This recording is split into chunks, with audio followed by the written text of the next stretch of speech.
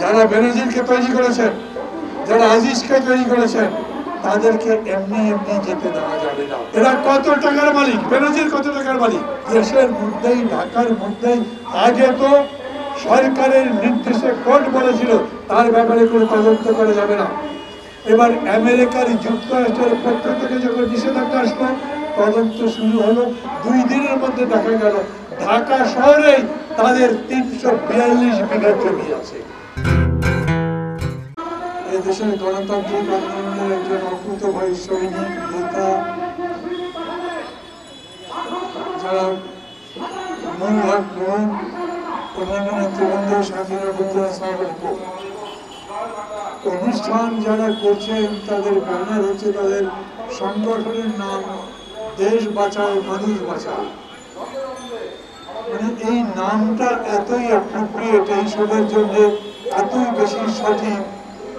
দেশটা বাঁচবে কিনা, মানুষ বাঁচবে কিনা, এই প্রশ্নটাই এখন বড় হয়ে গেছে।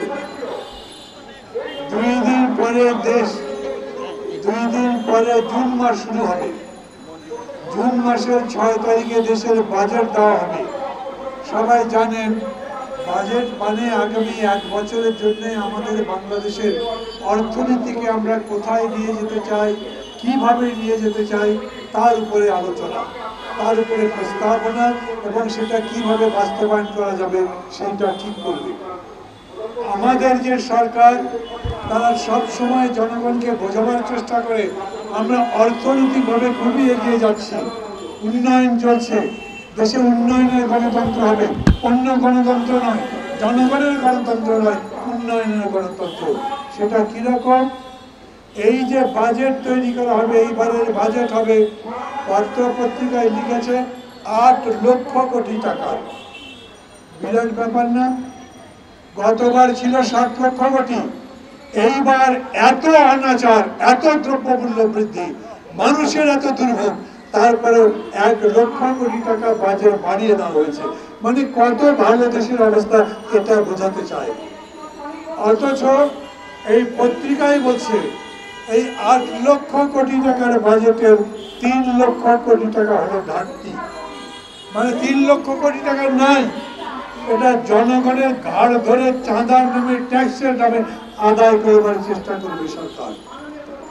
আর আজকের পত্রিকা পড়বেন, ওর মধ্যে আছে ওই বাজেটে 100 লক্ষ কোটি টাকা রাখা হয়েছে সামনের বছরে ঋণের সুদের টাকা, ঋণের সুদ যে সেটা পরিশোধ করবার টাকা। খেয়াল করেন, 8 লক্ষ কোটি টাকার মধ্যে 4.25 লক্ষ কোটি টাকা আমাদের কোনো কাজে আসবে না, অথবা আমাদের কাছে নাই। বাজেটটা আসলে 3.5 লক্ষ কোটি টাকার, 4.5 লক্ষ কোটি টাকার, সেই দিয়ে এত বড় বড় কথাবার্তা বলা হচ্ছে। এরা খুব মিথ্যা কথা বলে। আমরা সবাই জানি এই সরকারটা মৃত্যুর সরকার। আর মিথ্যা কথা যারা বলে, তার মানে তারা মানুষকে প্রতারণা করে, মানুষকে ভাঁওতা দেয়, মানুষের সামনে সুন্দর ছবি ধরাবার চেষ্টা করে, কিন্তু পেছন থেকে মানুষের মুখে ছুরি চালিয়ে দেয়।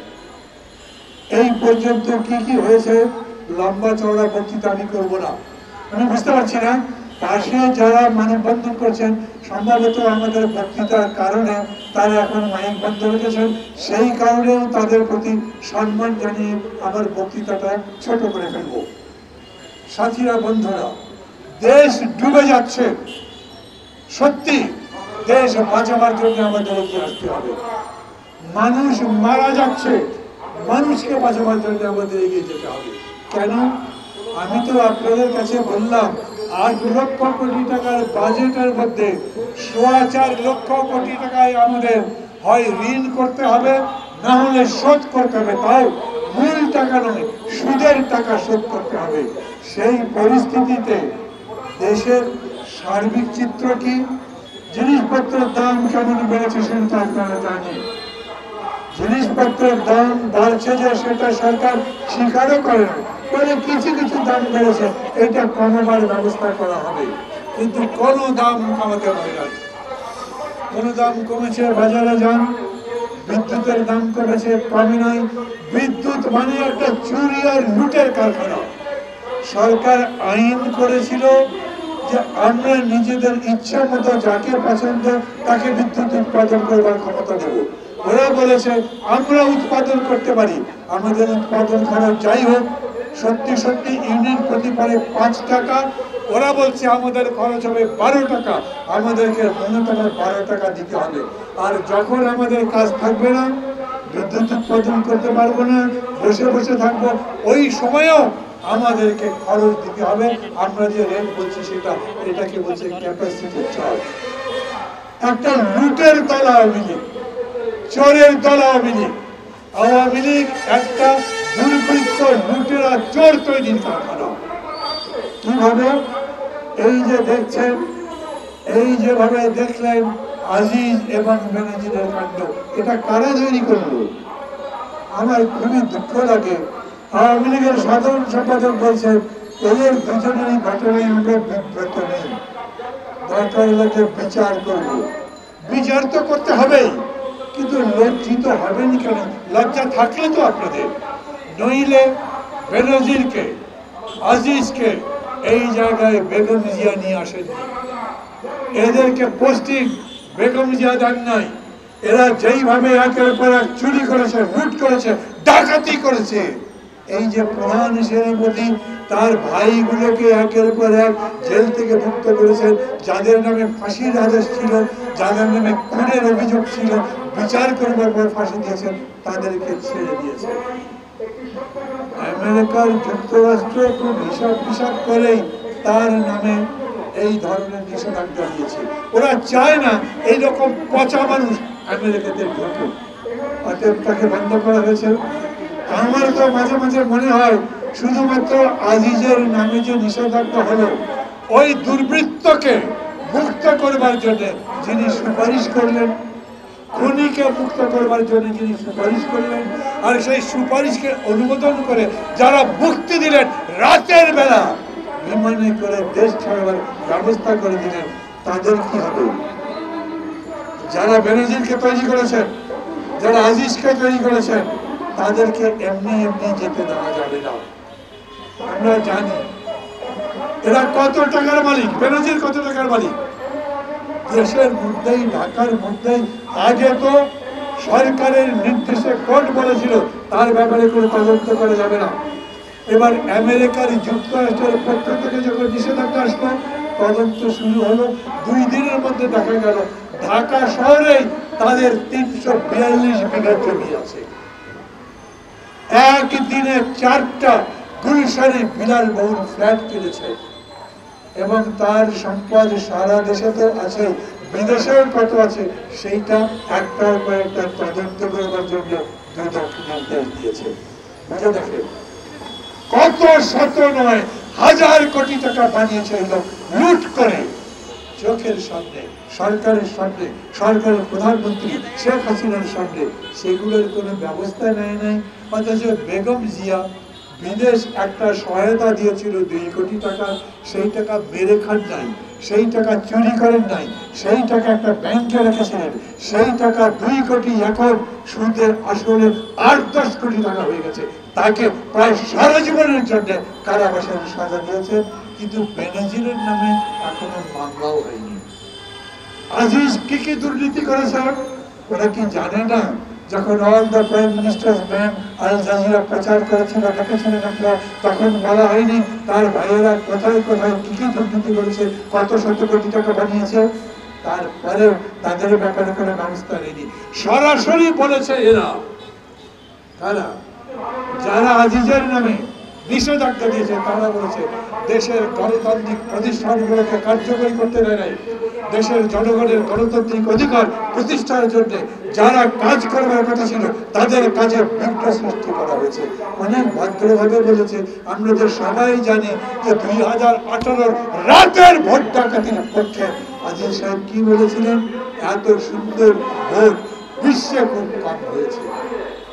ওদেরকে বানিয়ে নিজের দলের মধ্যে আরো কতগুলো চোর বানিয়েছেন। কে যেন টাকলা দুলেদের কথা বলছিল, কে যেন দরবেশের কথা বলেছেন সংসদের মধ্যে, অজস্র লোক।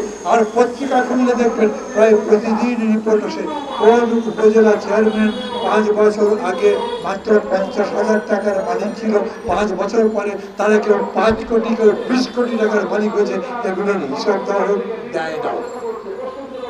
আমি এই জন্য বলি, বেগম জিয়াকে তারা তো জেলে রাখবে, ইশরাককে তারা তো জেলে রাখবে, কারণ বেগম জিয়া আজকে যদি মুক্তি পান সকালবেলা, আমি প্রায়ই বলি, খালি কানে কানে হবে, বেগম জিয়া বিকালবেলা রেস করছে যাবেন, জনগণের উদ্দেশ্যে দুটো কথা বলবেন, রেস করছে জায়গা দিতে পারবেন না।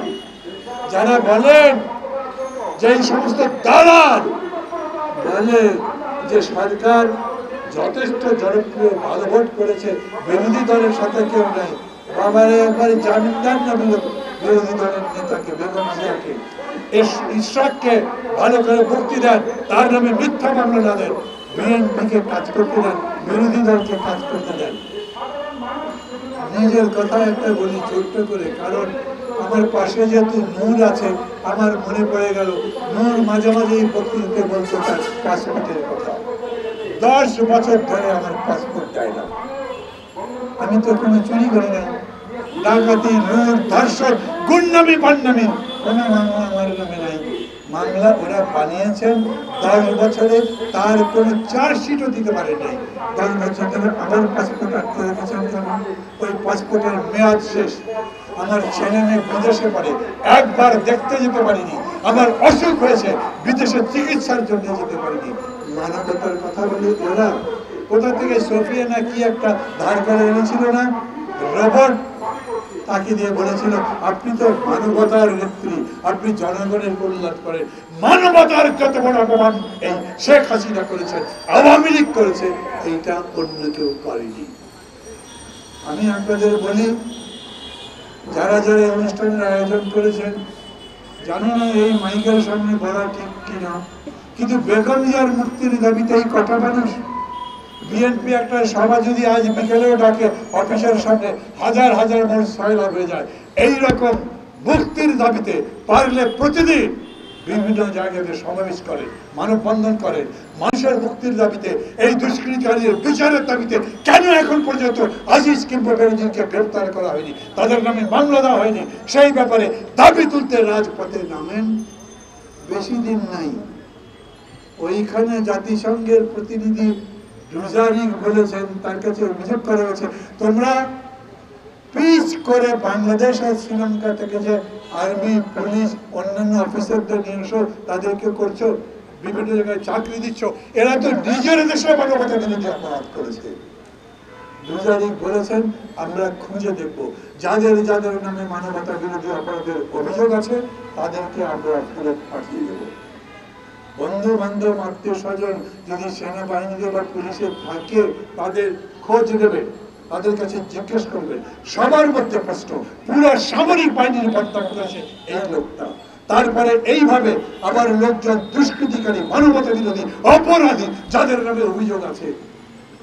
এই যে একটা মানুষ ওইভাবে মারা গেল না, কে যেন বললেন যে এখন আর আওয়ামী লীগকে খোঁজা হচ্ছে না, ওদের বটি বটি করে টুকরা খোঁজা হচ্ছে।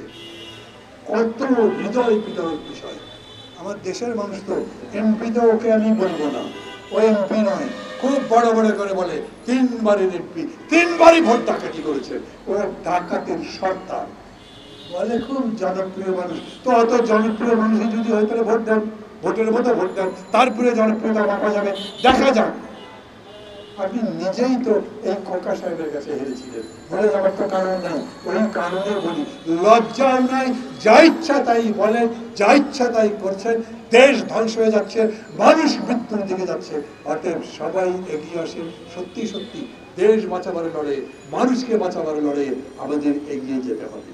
এই আহ্বান জানিয়ে আমি আমার কথা বলা শেষ করছি। ভালো থাকবেন সবাই, খোদা হাফেজ।